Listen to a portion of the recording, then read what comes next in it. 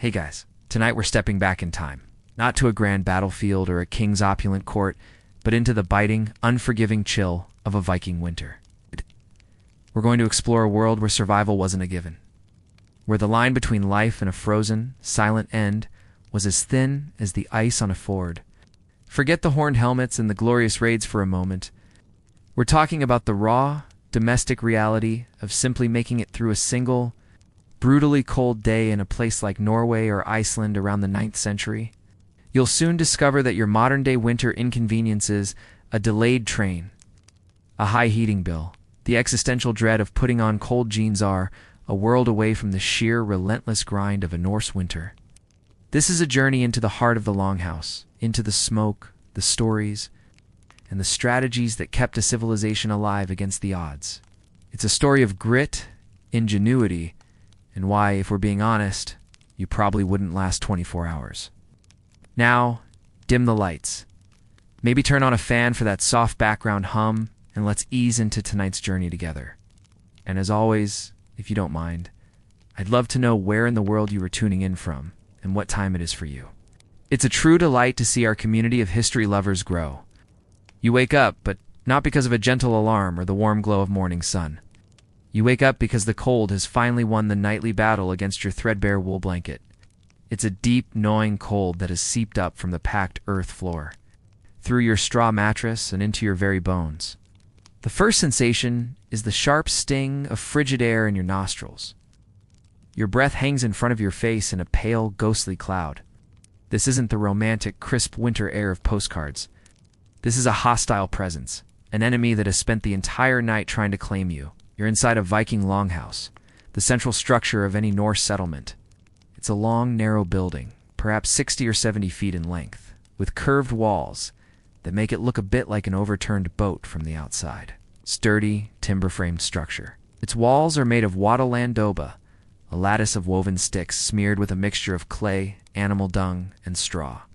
It's a surprisingly effective insulator, or at least that what you tell yourself as a draft whistles through a crack near your head with the cheerful malevolence of a tiny, icy ghost. The roof is turf, thick layers of sod laid over wooden beams, which adds another layer of insulation, and in the warmer months, probably sprouts a rather charming collection of wildflowers. In winter, however, it's just a heavy, frozen lid on your world. The heart of the longhouse, and the only reason you're not a human icicle, is the central hearth. A long, rectangular fire pit runs down the middle of the floor, a smoldering, sullen line of embers that has been carefully tended all night. This is your home's furnace, its kitchen, and its only source of light. There are no windows. Glass is an unimaginable luxury, and any opening in the wall is just an invitation for the winter winds to come in and make themselves at home. The only real ventilation is a single hole in the roof, directly above the hearth, designed to let some of the smoke escape. We'll get to the word some in a moment. The process of keeping that fire alive overnight is a sacred and practical art. This is our mainstream fact for this section. Vikings didn't let their fires go out. Ever rekindling a fire from scratch with flint and steel in the damp cold was a nightmare no one wanted to face. So, they practiced what's known as banking the fire before the household settled for the night. The last person awake would carefully cover the glowing embers with a thick layer of ash. This starved the coals of oxygen just enough to keep them from burning out, allowing them to smolder slowly, preserving a precious core of heat until morning. When you wake, your first job, or the job of whoever drew the short straw, is to gently scrape away the ash, add some dry kindling, and breathe the embers back to life. It's a delicate, smoky, and absolutely vital morning ritual. It's also probably why everyone's morning mood was less good morning. Sunshine and more don't speak to me until I've successfully performed fire magic. Now, for a strange little detail that history often glosses over. That banked fire, it didn't just preserve heat.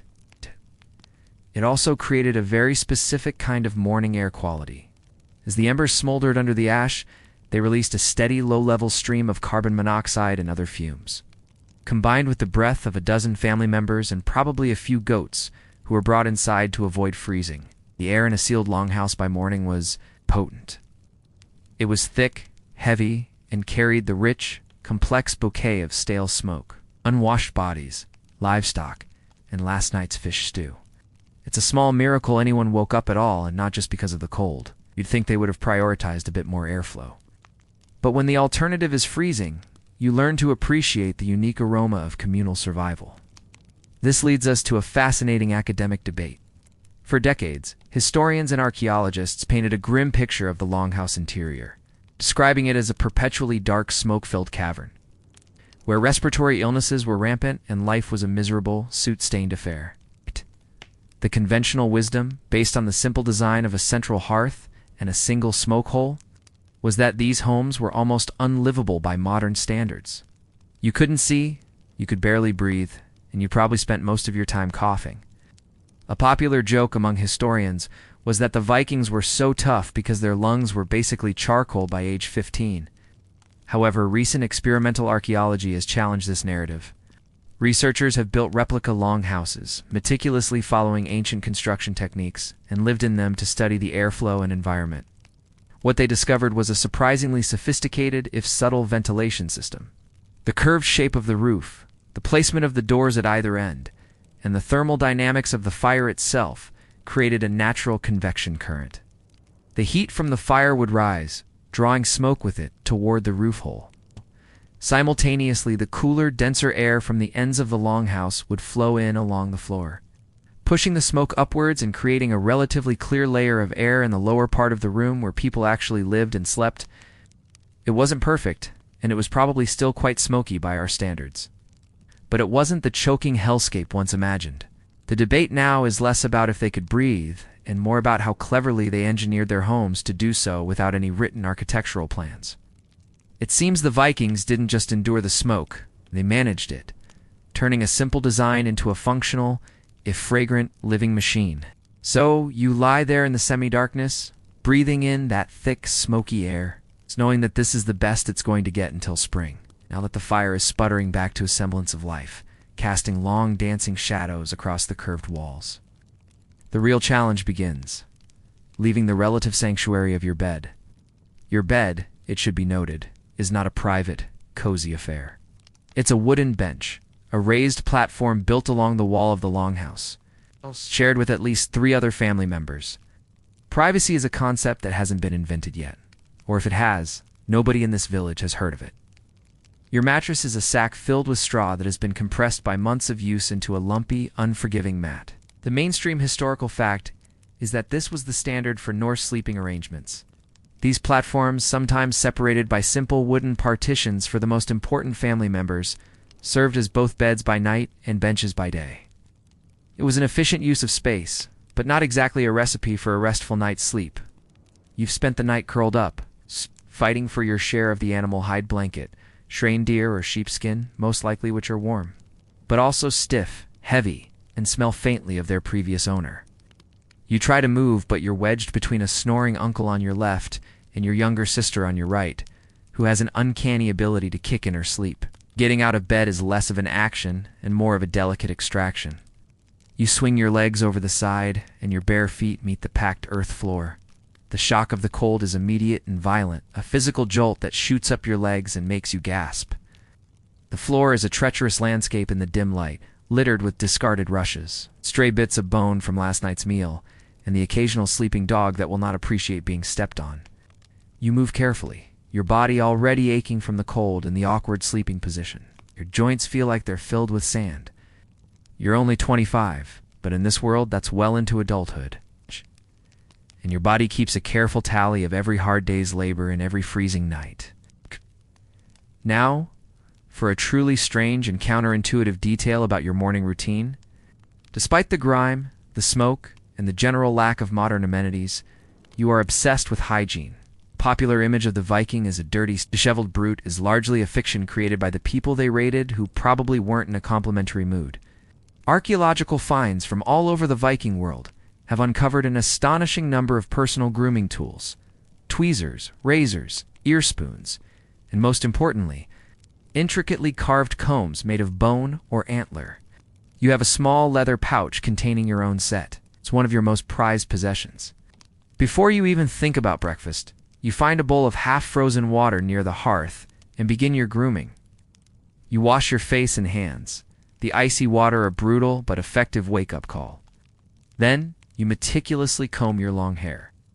Viking sagas and accounts from other cultures, like the Arab diplomat Ibn Fadlan, frequently mention how clean and well-groomed the Norse people were, washing daily and taking great pride in their hair and beards. It wasn't just about vanity. It was a sign of self-respect and order in a chaotic world. It's a peculiar irony. You sleep next to a goat, but you wouldn't dream of starting your day with tangled hair. You'd think in a world this tough, personal appearance would be the first thing to go. But for you, it's a small, daily act of defiance against the encroaching chaos.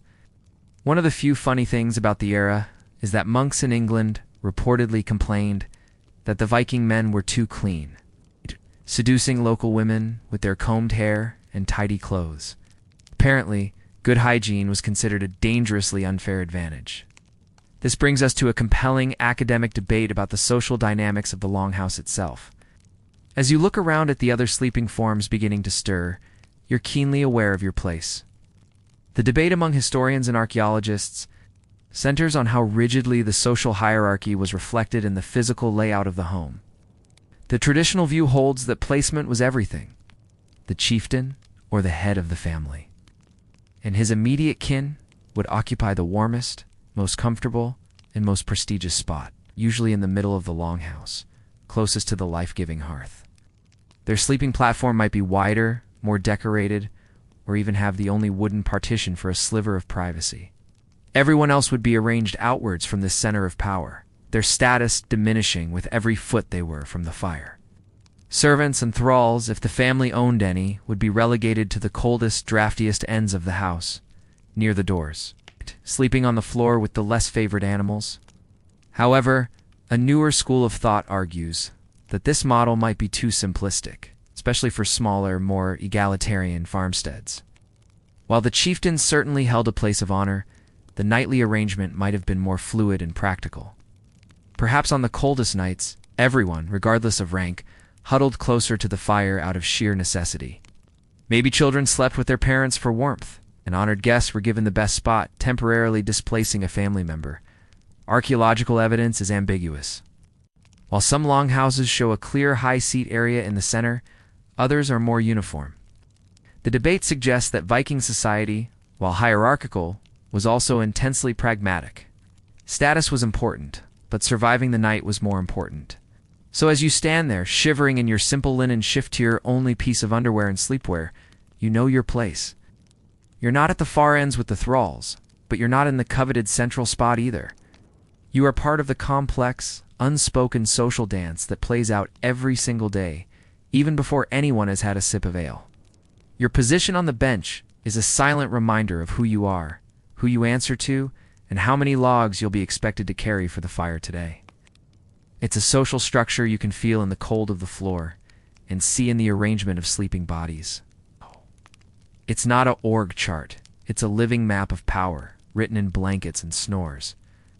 With your hair combed and your face stinging from the icy water, it's time to get dressed.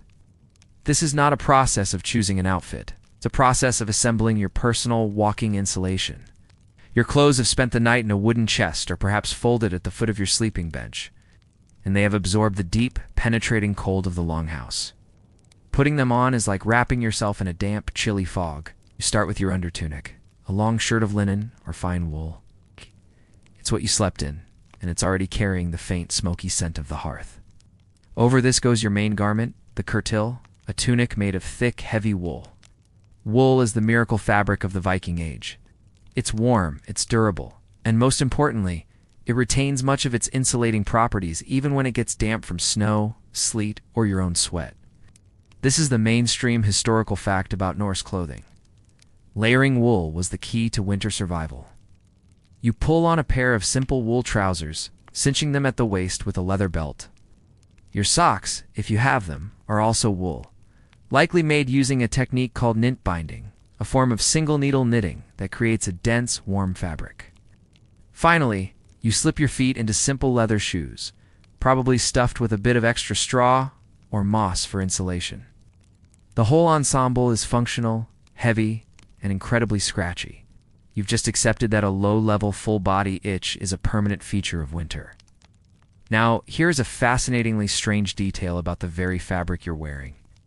That woolen cloth isn't just clothing. Many parts of the Viking world, especially Iceland, its currency, standardized homespun wool cloth, known as va, was a legally recognized form of payment. Its value was set by law, measured in ells, and you could use it to buy anything from a cow to a plot of land or to pay fines and taxes. This means the tunic on your back has a literal price tag. If you're wearing a particularly fine weave, it's the equivalent of walking around in a suit made of $100 bills. This reality adds a layer of anxiety to daily life. A tear in your cloak isn't just an inconvenience, it's a financial loss. Spilling stew on your trousers is like accidentally setting fire to your wallet. It's a system that makes you appreciate your clothes on a whole new level, while also making you terrified of clumsy relatives and sharp-horned goats. A funny side effect is that people could literally size you up financially just by looking at the quality of your VA. Nice cloak, Gunnar. Did you get a raise? Or did you just unravel your guest blanket? With your wearable bank account now assembled, your thoughts turn to the first meal of the day, the Ord meal. But don't picture a hearty breakfast spread. For most Vikings, the day started with something much more practical, and let's be honest, grim. It was usually leftovers from the previous night's dinner, the nattmaal, or night meal. You head to the hearth, where a large iron cauldron still hangs over the embers. Inside is a thick, lukewarm porridge or stew. It's a concoction of boiled grains, barley or oats, perhaps mixed with whatever was available. Dried peas, a few hearty root vegetables like turnips, and if you were lucky, some morsels of salted fish or smoked meat. The flavor is consistent. It tastes like smoke, salt, and yesterday. You scoop a portion into a wooden bowl and eat it standing by the fire, soaking up every last bit of warmth. There are no forks, just a simple wooden spoon, or you use a piece of hard, flat bread to scoop up the mash. To drink, it's either water, which is a risky gamble, or more likely a cup of weak, sour ale. It's not a meal designed for pleasure, it's fuel. It's the caloric deposit you need to make it through a morning of hard labor in the biting cold. This brings us to an ongoing academic debate about the true nature of the Viking diet. The traditional view, drawn largely from the sagas and written accounts, paints a picture of a rather monotonous diet, especially in winter, dominated by porridge, bread, and preserved meats and fish. This narrative suggests that fresh food was a rarity and that the cuisine was bland and utilitarian. It's the gruel and salted herring school of thought. However, modern archaeological techniques, such as zooarchaeology and paleobotany, are painting a much more complex and resourceful picture. By analyzing the contents of ancient garbage pits, hearths, and even the plaque on skeletal teeth, researchers have discovered that the Viking diet could be surprisingly varied. In coastal settlements, they ate a wide range of seafood, including cod, haddock, and shellfish, and even hunted seabirds. Inland, they supplemented their livestock with foraged goods like berries, nuts, and wild greens, which they would have dried for winter use. The debate now is not if they ate these things, but how much this resourcefulness offset the monotony of their stored staples. Were these varied foods a regular part of the diet, or just occasional opportunistic additions? Did the average farmer truly have a diverse pantry? Or was the old narrative of a bland, grain-heavy diet largely correct for the common person, with only the chieftains enjoying variety? The evidence suggests that Vikings were masters of exploiting their local environment.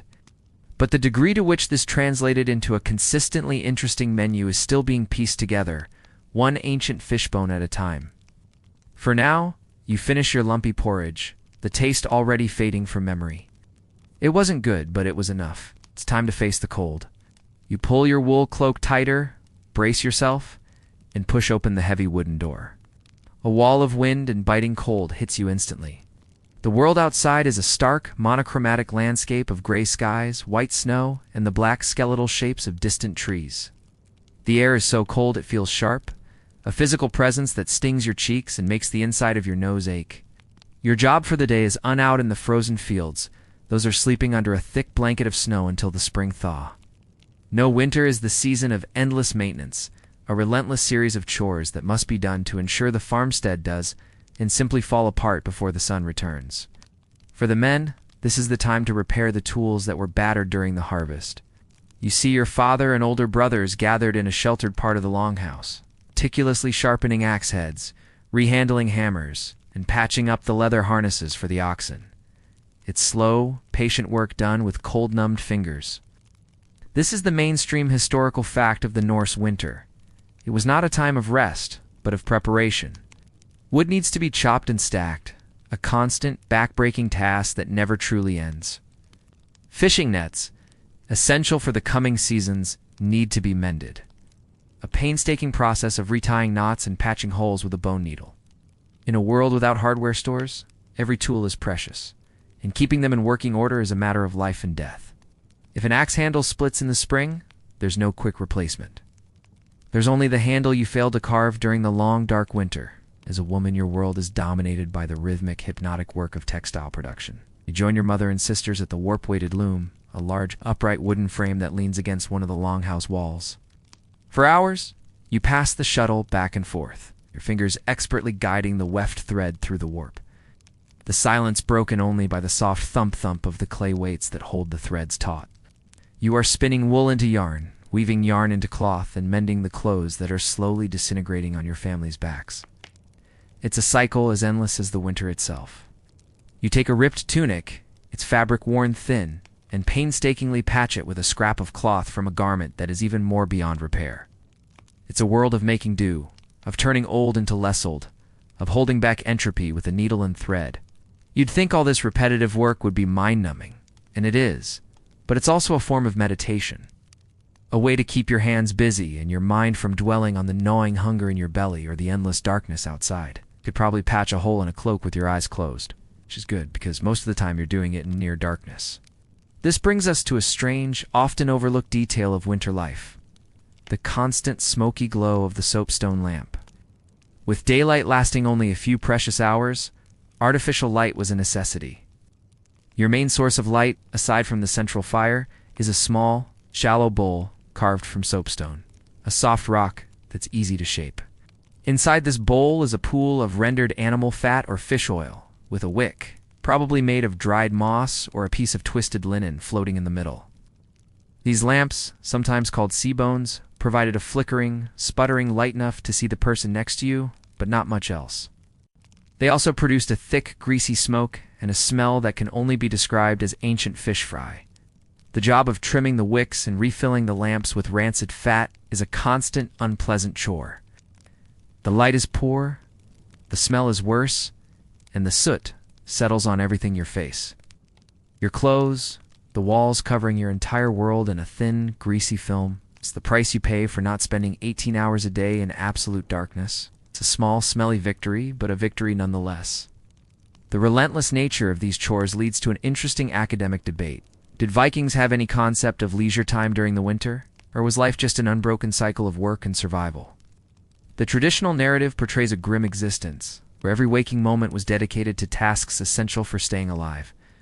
In this view, there was no time for fun, no room for games or art. Life was simply too hard, too precarious. You worked, you ate, you slept, you tried not to freeze. The end. It's a sensible argument given the harsh realities of the climate and the rudimentary technology. However, a wealth of archaeological evidence complicates this picture. Excavations of Viking settlements have uncovered numerous game boards, particularly for a strategy game called Hnefatafl, a sort of Norse chess. They've also found beautifully carved wooden objects with no practical purpose, suggesting that wood carving was a pastime. Musical instruments like bone flutes and lyres have been discovered, hinting at a culture that valued music and song.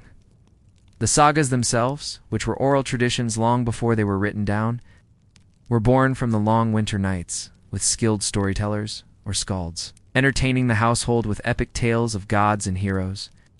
This evidence suggests that winter wasn't just a season of labor, but also a crucial time for social bonding, entertainment, and artistic expression. The revisionist argument is that the very darkness and confinement of winter created the space for culture to flourish. When you can't work outside, you turn inward. You tell stories. You play games. You sing songs. You carve a piece of wood into the shape of a dragon just because you can. It was a way to fight off the crushing boredom and the existential dread of the endless night. The truth probably lies somewhere in the middle. Life was an exhausting grind, yes, but even in the harshest conditions, humans find ways to create, to play, and to connect. So while you sit there, mending a sock for the 5th time, you might hear the faint notes of a flute from the other end of the Longhouse. Or see your brothers huddled over a game of Hinafado. It's a reminder that even here, in the cold heart of a Viking winter, there is more to life than just survival. There's also the art of passing the time. The Longhouse is your sanctuary, your shelter from the merciless winter. But it is also a trap, a sealed environment teeming with its own unique set of dangers. While the wind howls outside, threatening to peel the turf from your roof, the most immediate threats are often the ones you're breathing in and living amongst. The air, as we've established, is a thick soup of smoke from the hearth and fumes from the sputtering oil lamps. Your eyes are perpetually red and watery and dry. Hacking cough is a constant companion for everyone in the household, a shared winter chorus. The mainstream historical fact is that fire was one of the greatest dangers in any Viking settlement. These longhouses were constructed almost entirely of wood and thatch, materials that are, to put it mildly, extremely flammable. A single stray spark from the hearth, a tipped-over lamp, or a gust of wind blowing embers into the dry thatch of the roof could engulf the entire structure in flames within minutes. In a cramped, windowless space with only 2 doors, a fire at night was a death sentence. Everyone was acutely aware of this, and fire tending was a duty treated with the utmost seriousness. Still, accidents happened, and the fear of burning alive in your own home was a quiet, constant hum beneath the surface of daily life.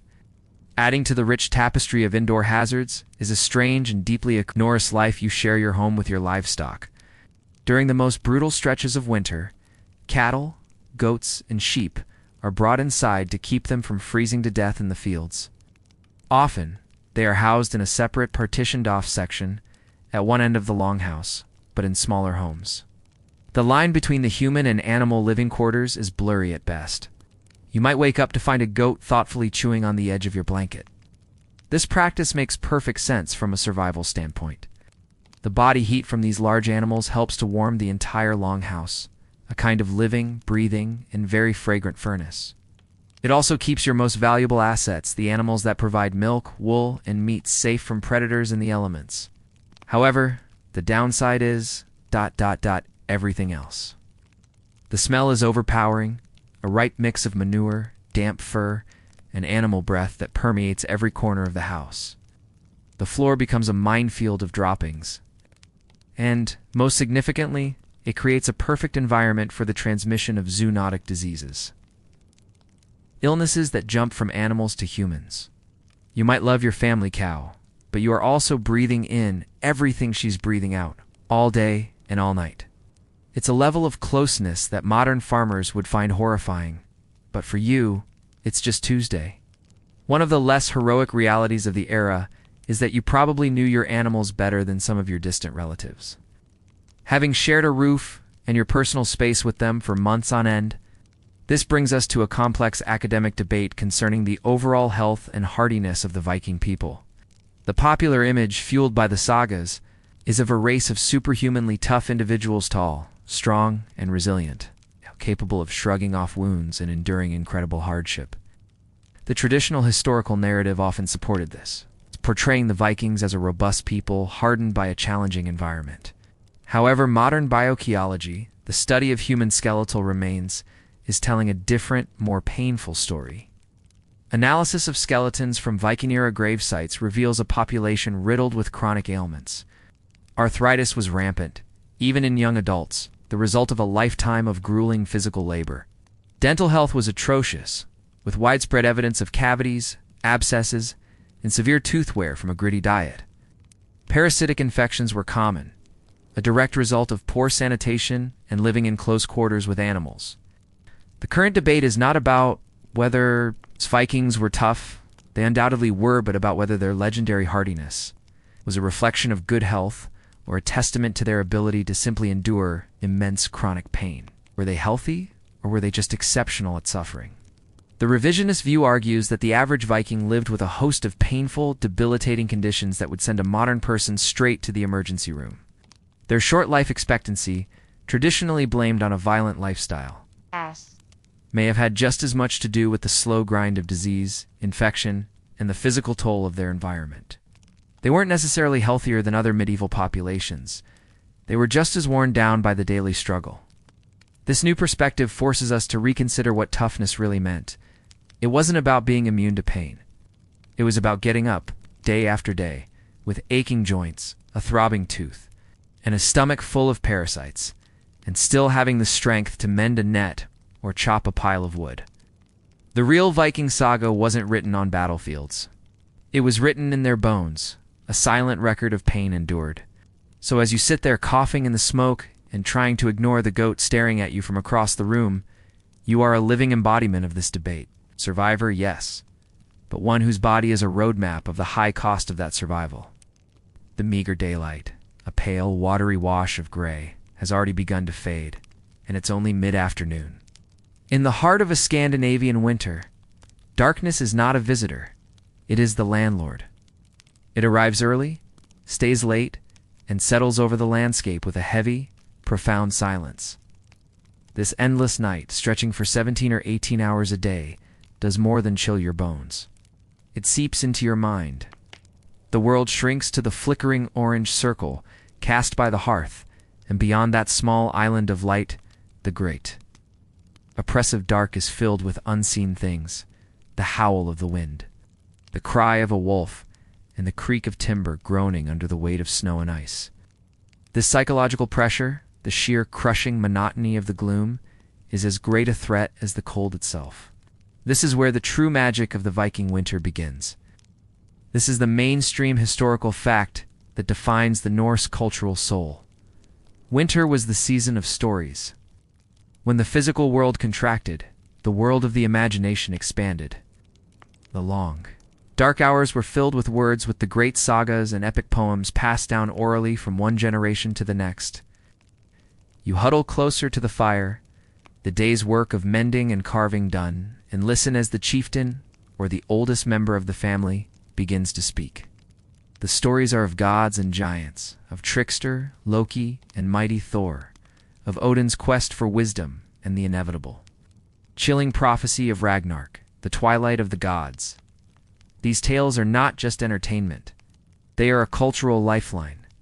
They explain the world, they reinforce kinship ties, they teach the virtues of courage, cunning, and endurance. They are a reminder that even in the deepest darkness, there are heroes who fight and gods who struggle. For a people facing the very real possibility of not surviving the winter, a story about Thor wrestling giants is more than a diversion. It's an inspiration. Now, for a strange and eerie detail about how this season of darkness began, the Vikings didn't just slide into winter. They marked its arrival with a specific, formal festival known as Vetternetter, or the Winter Nights, taking place in what we would now call mid-October. This 3-day festival was a solemn farewell to the sun and a bracing for the cold to come. It was a time of feasting, drinking, and, most importantly, ritual sacrifice. Or this wasn't just a party, it was a serious spiritual transaction. Animals, often horses or boars, would be sacrificed to the gods Odin for wisdom, Freya for fertility, Thor for protection to appease them and beg for their favor during the lean months ahead. The blood of the animal would be sprinkled on the participants and the walls of the Longhouse. A sacred act meant to fortify the community against the encroaching darkness. It was a clear, ritualized acknowledgement that winter was a powerful, dangerous entity that had to be met with respect, reverence, and a bit of blood. The Winter Nights Festival was a psychological threshold the moment the entire community collectively turned its back on the light and stared into the long dark tunnel of winter, hoping their gods would guide them through to the other side. This deep connection to the divine through stories and rituals sparks a fascinating academic debate about the nature of Viking belief. Did they truly, literally believe that Thor rode across the sky in a goat-drawn chariot, creating thunder with his hammer? Or were these stories more symbolic, allegorical ways of understanding the forces of nature and the human condition? The traditionalist view assumes a literal faith. In this interpretation, the myths were the Vikings' religion, a concrete cosmology of gods, giants, elves, and dwarves who actively interfered in the human world. When lightning struck, it was Thor. When a warrior died bravely, the Valkyries did carry him to Valhalla. This perspective suggests a worldview steeped in the supernatural, where the line between the physical and the mythical was porous. A joke from this perspective might be that you never wanted to be on Thor's bad side, because his moods had a tendency to re-landscape the local fjord. However, a more recent, nuanced perspective argues that the relationship was more complex. This school of thought suggests that while many common people may have held literal beliefs, the stories also functioned on a deeper, more metaphorical level. They were a cultural vocabulary, a way of exploring ethics, fate, and the meaning of a good life. The gods weren't just celestial beings. They were flawed, complex characters who embodied human virtues and Odin's obsessive quest for knowledge. Loki's destructive cleverness, Thor's simple, straightforward strength. In this view, telling the story of Ragnarok wasn't just a prophecy of doom. It was a profound meditation on the cyclical nature of life and death, a recognition that all things, even the gods and the world itself, must come to an end.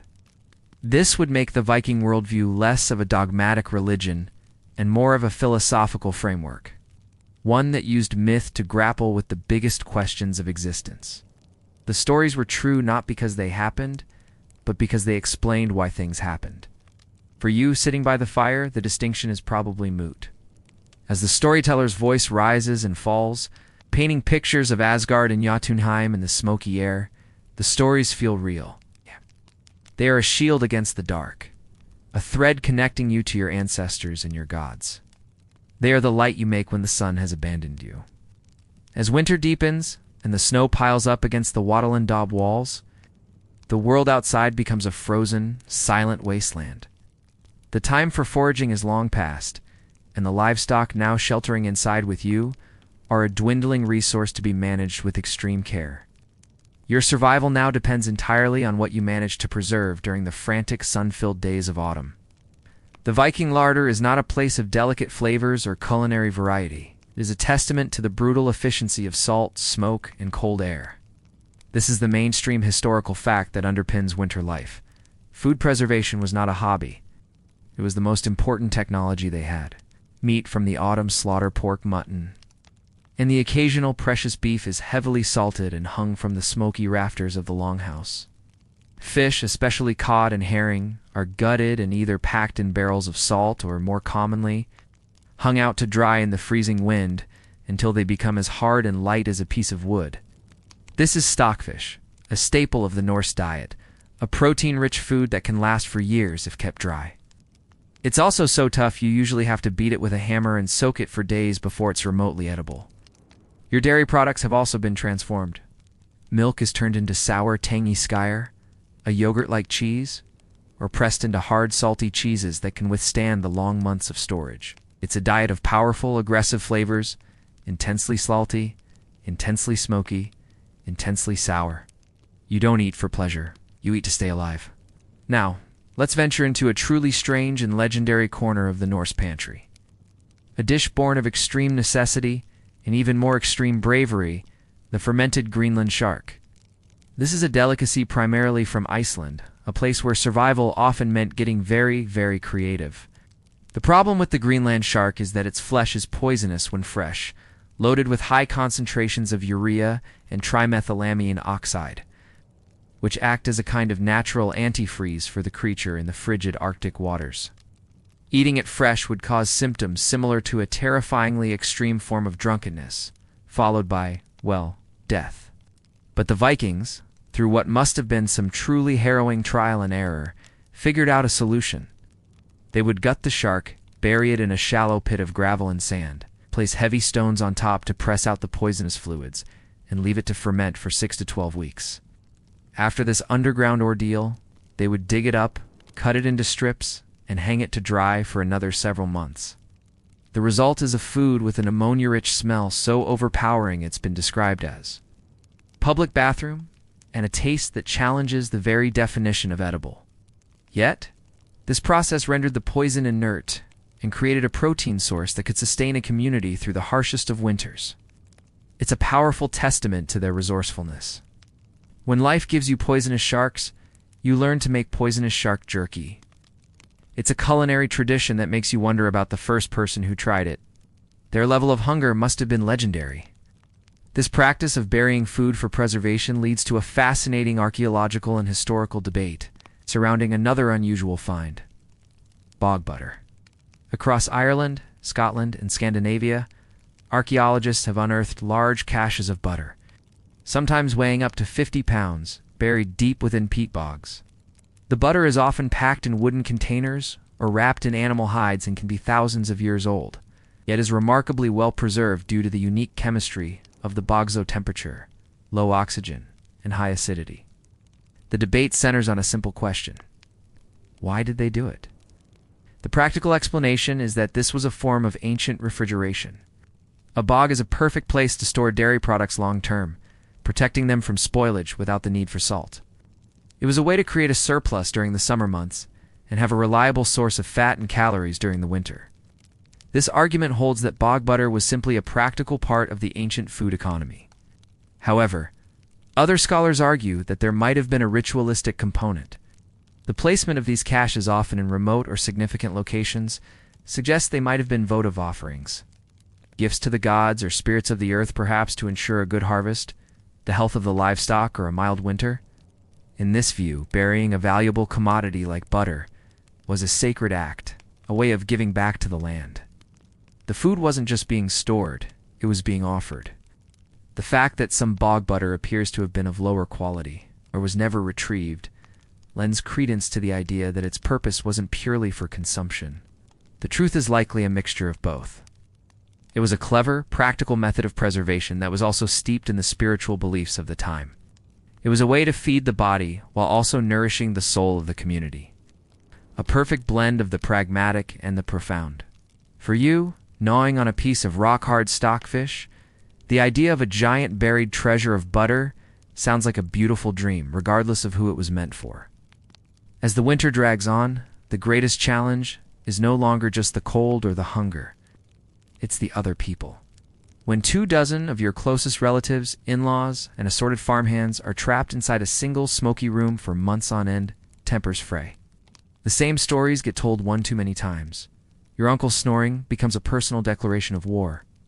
A misplaced tool or a perceived slight can fester in the gloom, growing from a minor annoyance into a full-blown grudge. In this claustrophobic, honor-bound society, preventing the Longhouse from descending into a bloody soap opera requires a robust social and legal framework. The mainstream historical fact is that Viking society was governed by a surprisingly sophisticated legal system centered around a communal assembly known as the Wing, or Thing. This wasn't a gathering of kings and lords, but of free farmers who would meet to settle disputes, pass judgments, and recite the law. Even in the depths of winter, the principles of the Thing held sway. If a dispute arose, a stolen pig, an unpaid debt, an insulting poem, wouldn't be settled with an axe. It would be brought before the community elders.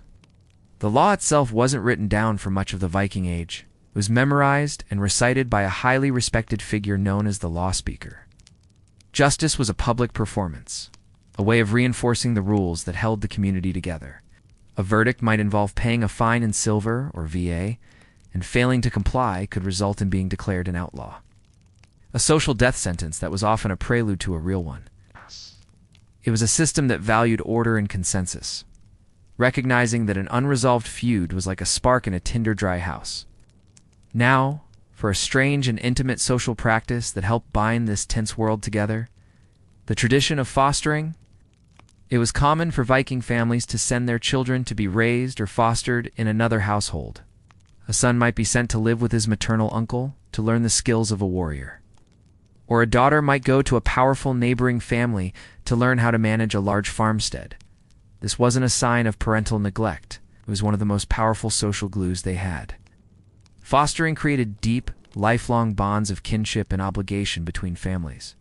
The fostered child was treated as one of the family. In the relationship between a foster father and his foster son was often considered as sacred as that between a biological father and son. During the long, isolating winter, this network of fostered relationships was crucial. It meant you had allies in the next valley. It meant that the man you were getting into a dispute with over a property line was also the man raising your nephew. This tangled web of duties and loyalties acted as a powerful brake on conflict. You thought twice about offending your neighbor when your own child was sleeping under his roof. It was a brilliant, if emotionally complex, system of creating trust in a trustless world. This brings us to a heated academic debate about the true nature of violence in Viking society, particularly during the winter. The Icelandic sagas, our primary literary source, are drenched in blood. They are filled with epic tales of blood feuds, where a single insult at a winter feast escalates into generations of revenge killings. The traditional reading of these texts takes them at face value, portraying Viking society as extraordinarily violent, a place where honor was paramount and any slight had to be answered with steel.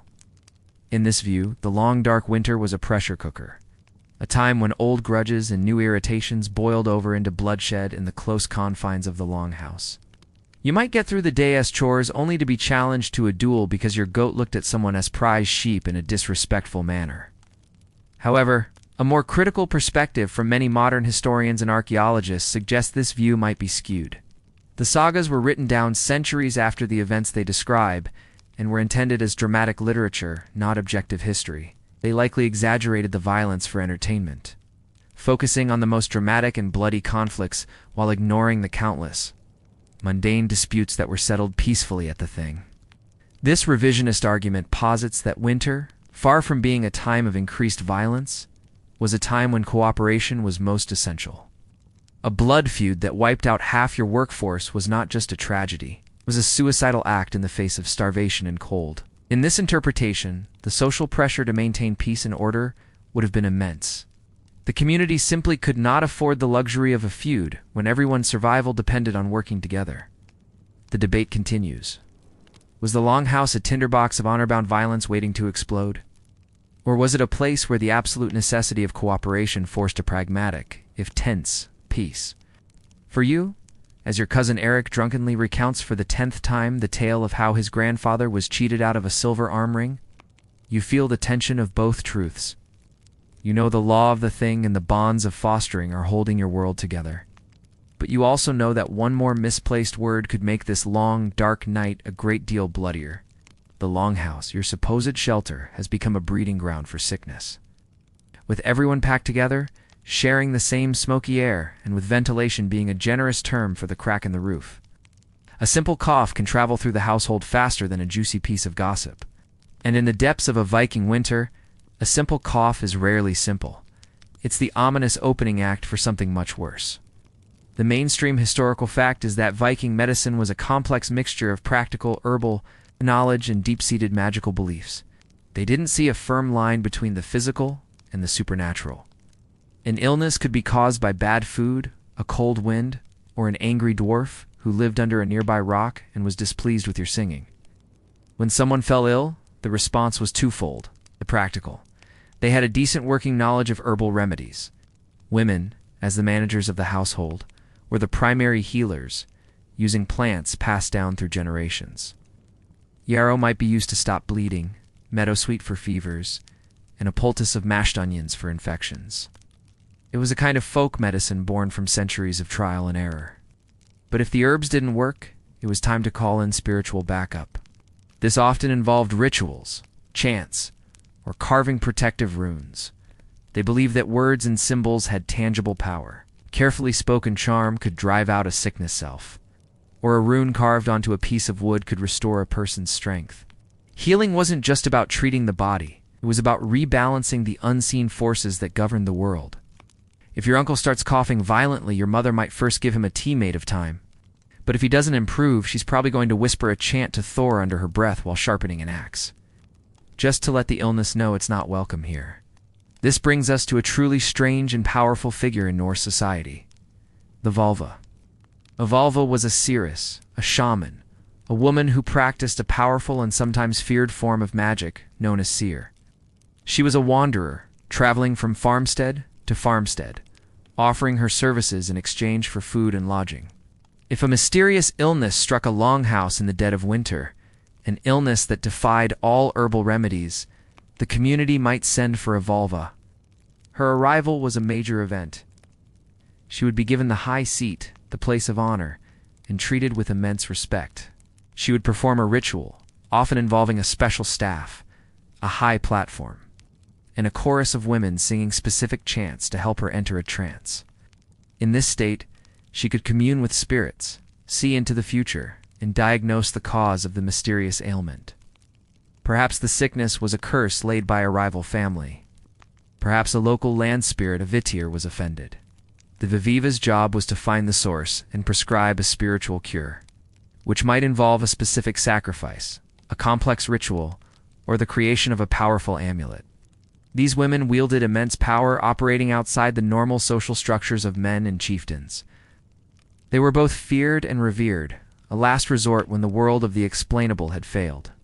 Having a vulva perform a ritual in your longhouse was the Viking equivalent of calling in a team of paranormal investigators and a top-tier medical consultant all at once. The effectiveness of these methods is, naturally, the subject of a fierce academic debate. For a long time, the traditional historical view dismissed Viking medicine as primitive superstition. Charms, chants, and spirit diagnoses were seen as evidence of a pre-scientific mind, with any successful healing attributed to pure luck or the placebo effect. In this view, their herbalism was a shot in the dark, and their rituals were just elaborate theater to make people feel better, while their immune systems did the real work. If you survived, it was despite the cure, not because of it. However, modern ethnobotany and a revaluation of the evidence have led to a more charitable revisionist perspective. Many of the herbs used in Norse remedies have been scientifically proven to have medicinal properties. Willow bark, for example, contains salicin, the active ingredient in aspirin. Sphagnum moss used to dress wounds is highly absorbent and has antiseptic qualities. This suggests that their herbal knowledge wasn't just guesswork. It was the result of careful observation passed down through generations, kind of proto-science. The debate now revolves around how they viewed this efficacy. Did they understand why a certain herb worked, or did they simply know that it worked, attributing its success to the plant's inherent magical properties? Was the chant spoken over the wound as important as the moss packed into it? The modern consensus is leaning towards a holistic view. The Vikings believed both the physical and the magical were essential. The herbs treated the body, and the rituals treated the soul. In a world where the psychological toll of sickness and fear was immense, a powerful chant from a healer might have been just as important as a fever-reducing tea. For you, when your child develops a rattling cough in the dead of night, you don't have time for academic debate. You administer the herb your grandmother taught you to use, and you whisper the prayer she taught you to say. You use every tool you have, from the physical to the spiritual, because in the face of a winter sickness, you can't afford to leave anything to chance. After what feels like an eternity trapped in the smoky twilight of the Longhouse, something in the world begins to shift. It's subtle at first. You notice that the meager daylight lingers for a few moments longer each afternoon. The quality of the light itself seems to change, from a flat, oppressive gray to something with a hint of pale, watery gold. Then you hear it, the first hesitant drip-drip of melting ice from the eaves of the roof. It's a sound more beautiful than any music. Promise that the iron grip of winter is finally, blessedly, beginning to weaken. The air, while still cold, loses its sharp, biting edge. It smells different, carrying the scent of damp earth and awakening life instead of just ice and wood smoke.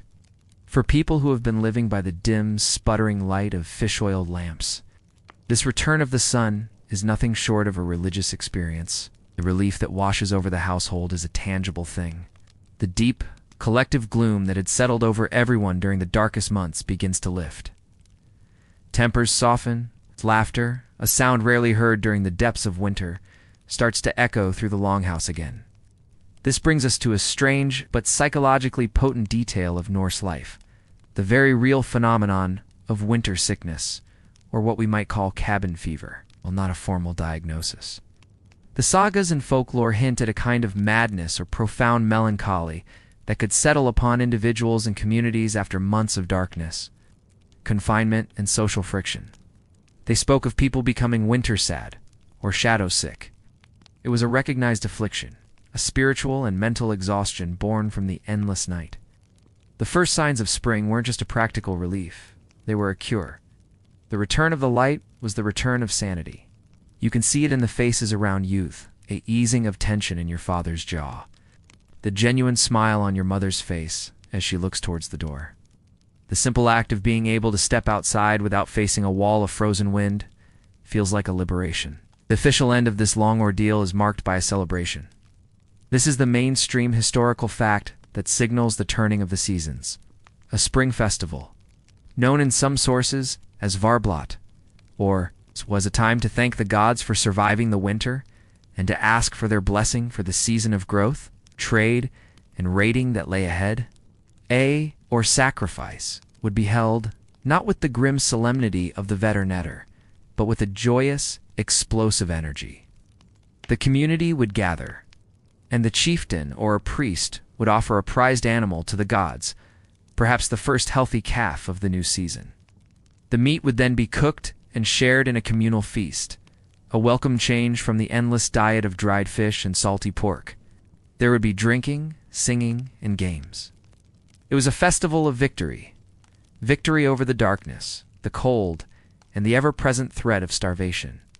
It was the moment the entire community took a deep collective breath and declared, "We made it." This eagerness to get back to the wider world raises an interesting academic debate about the timing of the first Viking raids of the year. The traditional view popularized by TV shows and older histories is that as soon as the sea ice broke, Viking men were clambering into their longships, sharpening their axes, and setting off with a joyful cry to raid the coasts of England or France. In this narrative, raiding was the primary activity, an immediate and enthusiastic release of pent-up energy after a long winter of confinement. The image is of a people bursting out of their homes, desperate for adventure and plunder. However, more recent scholarship, incorporating climate data and a more practical understanding of agricultural life, suggests a more complicated picture. A particularly long and brutal winter would have left the community in a precarious state. Food stores would be completely depleted, livestock would be weakened, and the people themselves would be suffering from malnutrition. The longships left out in the elements would require significant repairs, retouring the hull, mending the sail, replacing ropes. The revisionist argument is that the first priority of spring wasn't raiding, it was survival. The first few weeks of thaw would have been a frantic race to plow and plant the fields as soon as the ground was soft enough. The success of the year's crop was far more important for the long-term survival of the community than a risky raid. In this view, the raiding season started later. Only after the essential agricultural work was done, and the community was back on a stable footing.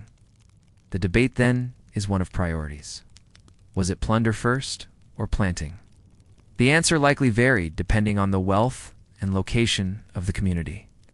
A powerful chieftain with a large workforce might be able to send out a raiding party early, while a small, struggling farmstead would have to focus all its energy on the land. For you, the debate is academic. All you know is that the men are checking the ships, and your father is checking the fields. Life is returning to the world, and with it, the familiar rhythm of work, risk, and the promise of a world beyond your small, snowbound valley. It's a feeling so powerful, so full of hope, that it almost makes the memory of the long, dark night worth it. Almost. The thaw is not a gentle affair. It is a messy, chaotic, and glorious transformation. The world, which had been locked in a state of suspended animation, now explodes with frantic activity.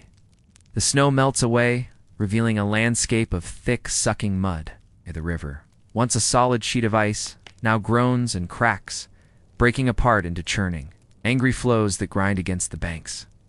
The silence of winter is replaced by a symphony of new sounds, the roar of the swollen river, the constant drip of water from every surface, and the jubilant, almost hysterical calls of birds returning from the south. For you, this isn't just a change in weather, it's a change in your entire existence. The static, claustrophobic world of the Longhouse gives way to a world of movement, work, and boundless, muddy possibility. The first order of business is a great symbolic cleansing.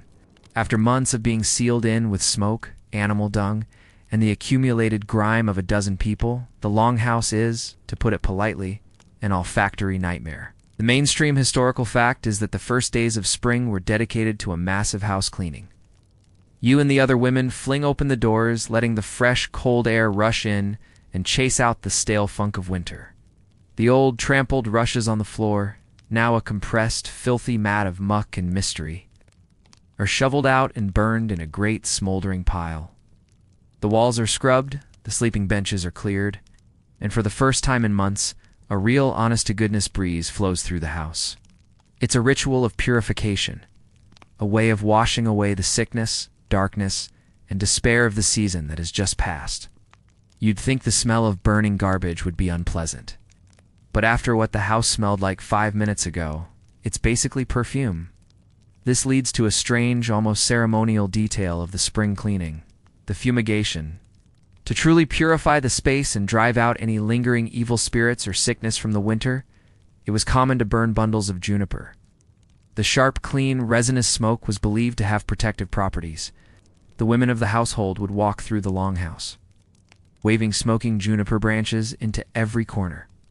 The fragrant haze a stark contrast to the greasy, acrid smoke of the winter hearth. It was a kind of spiritual reset button. You weren't just cleaning your house, you were reconsecrating it, making it a safe and healthy space for the new season of life. It's a practice that hints at a deep understanding of the connection between cleanliness and well-being. Even if they framed it in the language of spirits rather than germs, as the physical and spiritual cleaning takes place, a great academic debate about the Viking Age reignites. What truly motivated the burst of activity that came with spring, particularly the raids that made them famous? Why, after surviving such a brutal winter, was the first impulse of so many Norsemen to get in a boat and risk their lives on the open sea?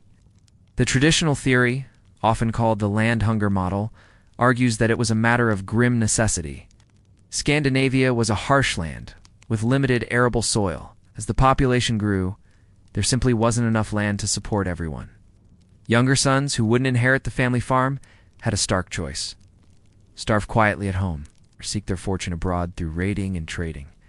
In this view, the Viking expansion was an act of desperation, a violent overflow of a population that had outgrown its resources. Spring wasn't a time for leisure. What was the start of a frantic season of acquisition driven by the need to secure land, wealth, and a future for oneself. However, a more recent and compelling theory, the prestige economy model, offers a different motivation. This argument suggests that raiding wasn't just about survival, it was about status. In the fiercely competitive, honor-based society of the Vikings, a chieftain's power and influence depended on his ability to attract and reward loyal followers. The best way to do this was by distributing wealth, silver, jewelry, fine weapons, and exotic goods. And the best way to acquire that wealth was through raiding. A successful raid brought back not just plunder, but glory. A chieftain who returned with a ship full of treasure could host great feasts, gift his warriors silver arm rings, and cement his reputation as a great leader. Young men joined these raiding parties, not just for land, but for fame, for a chance to prove their courage and win a place in the songs of the Skalds. In this interpretation, the Viking raids were a form of high-stakes political and social theater. It was a system where violence and voyaging were the primary engines of social mobility and political power. The debate continues, with evidence supporting both sides. It was likely a combination of pressures, the need for resources, and the thirst for glory that sent the long ships cutting through the spring waves. For you, watching the men haul the ships from their winter sheds and begin the arduous process of retooring their hulls, the motivation seems simpler. After months of being trapped in a dark room with their loudest relatives, the idea of getting in a boat and sailing anywhere else probably sounds like a vacation. As the world outside thaws into a muddy, chaotic symphony of life, the world inside your body begins a slow, aching recovery. The long winter has taken its toll, and you feel it in every bone and joint. You are, in a word, weak. The mainstream historical fact is that by the end of winter, much of the Viking population would have been suffering from some form of malnutrition. The diet of dried meat, salted fish, and stored grains, while providing enough calories to survive, was critically deficient in certain vitamins. Most notably vitamin C. This led to a condition we now recognize as subclinical scurvy. Your gums might be sore and bleed easily. Old scars might ache. Your joints feel stiff and painful, and you have a deep, persistent fatigue that no amount of sleep can cure. The arrival of the first spring greens is not just a pleasant change in diet. It is life-saving medicine. Women and children would scour the newly thawed earth for the first shoots of wild nettles, wild garlic, and sorrel. These plants, rich in the vitamins their bodies craved, would be eagerly gathered and thrown into the cooking pot. The first taste of something fresh, green, and alive after months of salty, smoky monotony was a moment of pure, unadulterated joy. It's probably the only time in history anyone has been genuinely thrilled to eat a bowl of boiled nettles. With strength slowly returning, the focus of the community turns outward, toward the sea. The longships, which have sat silent and sleeping in their sheds all winter, are now the center of attention. They are inspected, repaired, and prepared for the voyages that define the Viking Age. This leads to a strange and deeply significant ritual, the first taking to the sea of the season. This wasn't a casual affair like pulling a car out of the garage. It was a momentous event, marking the transition from the static, inward-looking life of winter to the dynamic, outward-looking life of summer. The process was steeped in ceremony. The ships would be carefully moved from their sheds down to the water's edge, a task requiring the entire community's strength.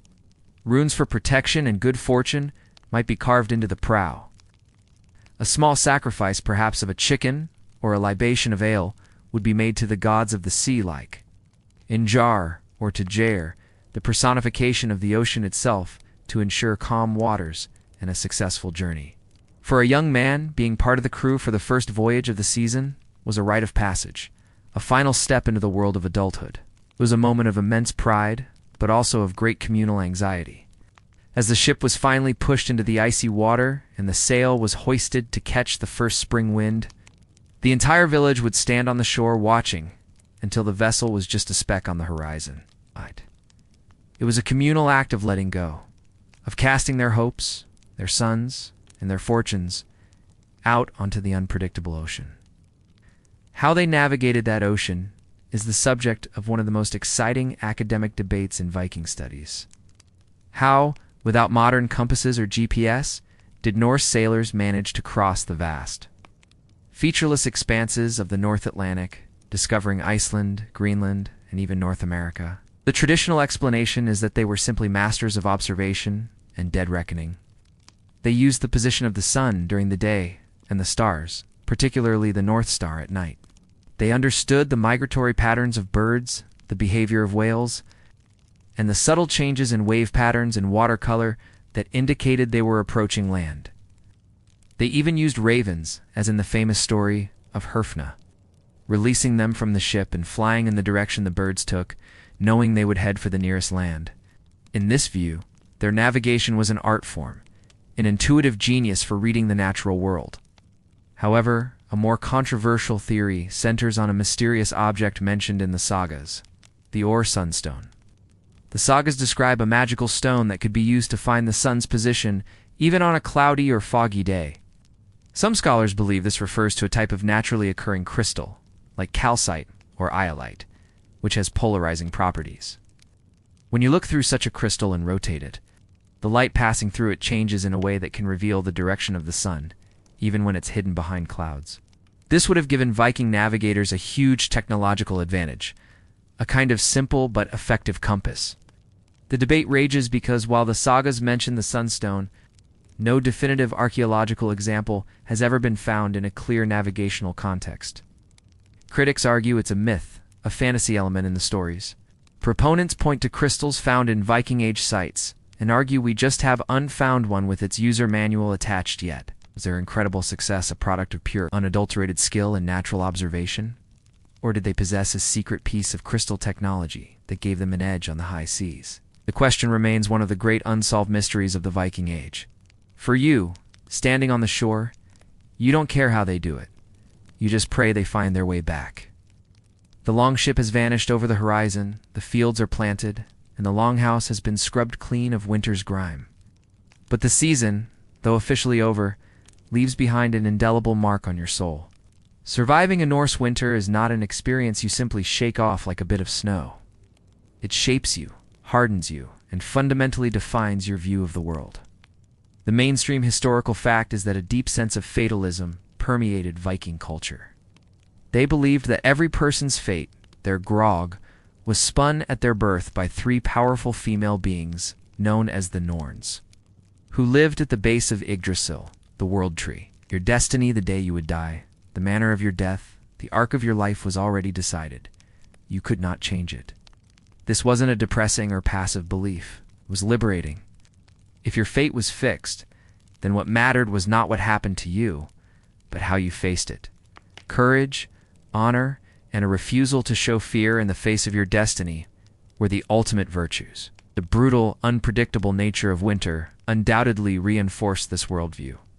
You could do everything right, store enough food, bank the fire perfectly, mend your clothes, and still, a sudden blizzard, a fatal sickness, or a collapsing roof could end you. You learned that you were not in control of the world. All you could control was your own response to it. This fatalistic courage is the driving engine of the sagas, where heroes laugh in the face of certain death, knowing that a glorious reputation, or drama, is the only true immortality. This intense, prolonged period of indoor observation led to a strange and lasting social custom, the giving of nicknames. In the cramped, inescapable intimacy of the Longhouse, every quirk, every habit, every embarrassing moment was noticed, catalogued, and often immortalized in a name. These were not always flattering. You might become known for life as Bjorn the Loud Chewer, Ingrid the Gossip, or Harold the Clumsy. A single unfortunate incident like dropping the holiday stew could earn you the name Thorfinn Pottagefoot for the next 40 years. These names were incredibly sticky, sometimes even passing down to a person's children.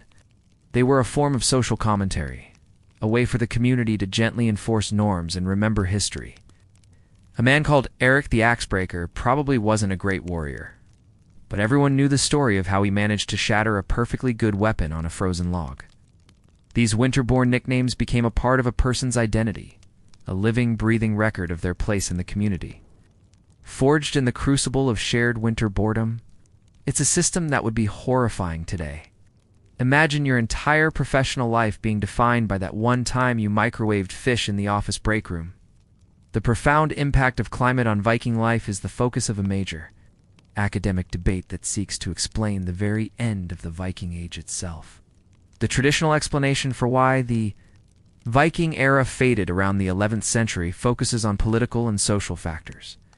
The rise of powerful, centralized kingdoms in Europe made raiding more difficult and less profitable. The conversion to Christianity changed the Norse worldview and integrated them into mainstream European culture. Feudalism replaced the old chieftain systems. In this view, the Vikings didn't disappear. They just became ... European. However, growing body of evidence from climate science and archaeology suggests a powerful environmental driver. The end of the medieval warm period and the beginning of the Little Ice Age. During the peak of the Viking Age, the climate in the North Atlantic was relatively mild, allowing for the settlement of Iceland and Greenland and making sea voyages less treacherous.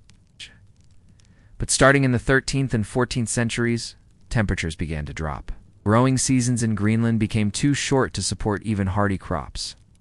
Sea ice advanced, cutting off trade routes for months at a time.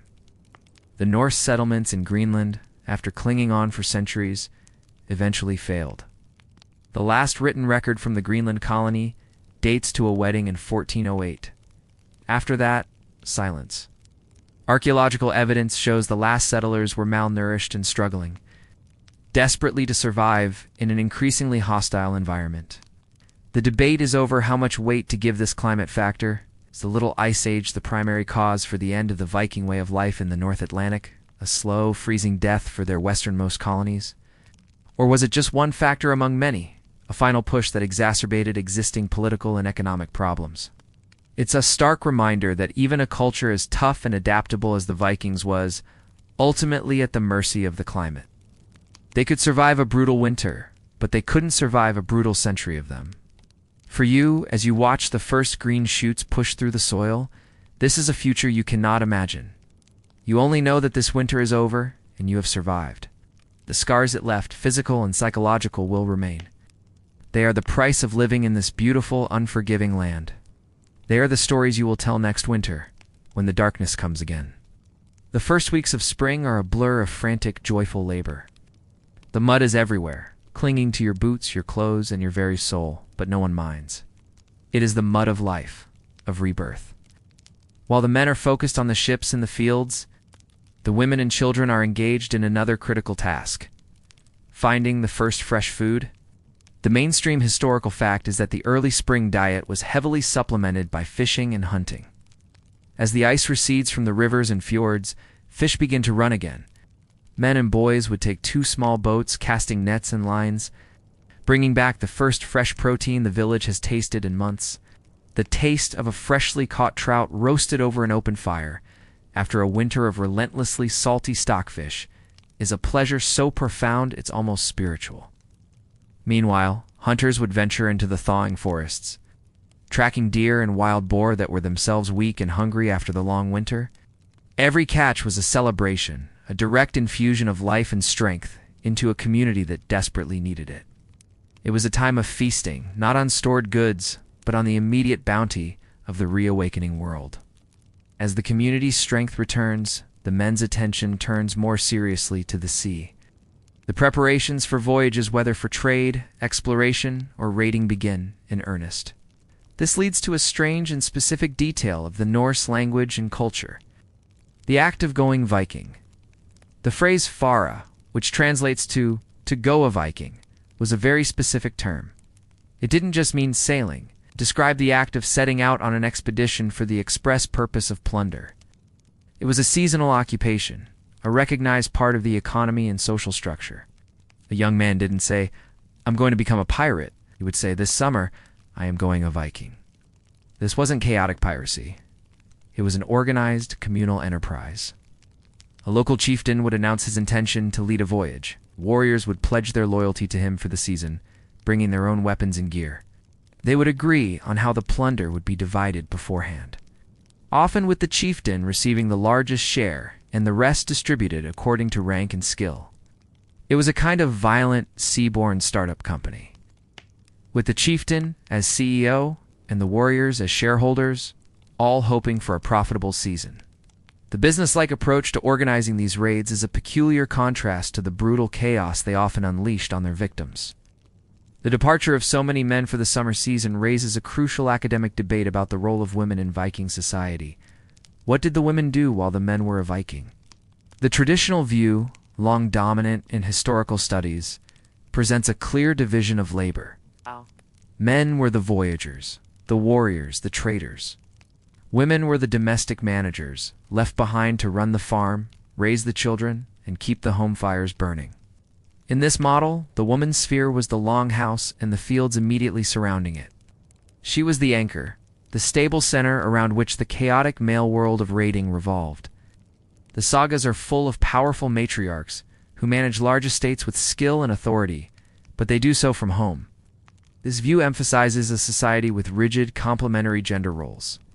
However, a wave of revisionist scholarship, bolstered by new archaeological discoveries, has fiercely challenged this picture. The most famous piece of evidence is the analysis of a 10th century warrior grave in Birka, Sweden. The grave, filled with high-status weapons, armor, and 2 horses, had always been assumed to be that of a male commander. In 2017, DNA analysis proved the skeleton was female. This Birka warrior has forced historians to reconsider everything. Was she an anomaly, a rare exception? Or is she evidence that women's roles were far more varied than previously thought? This has renewed interest in the legends of shield maidens, female warriors who fought alongside men, which were once dismissed as pure literary fantasy. The debate now centers on how widespread these non-traditional roles were. Did women regularly participate in voyages, trading, and even warfare? Some scholars argue yes, pointing to ambiguous saga references and other graves containing female remains with weapons. Others maintain that while women held immense power as managers of the household and land, and were legally entitled to own property and seek divorce, the shield maiden was a rare, it's almost mythical figure, not a common reality. You, watching the ships being prepared, know the truth is probably complex. You see the strength of your mother, who will manage the entire farmstead single-handedly for the next 6 months. You hear the whispers of stories about women who sailed and fought. Your world is not one of simple rules, but of strong people, both men and women, each carving out their survival in their own way. For now, you are glad for the coming peace and quiet.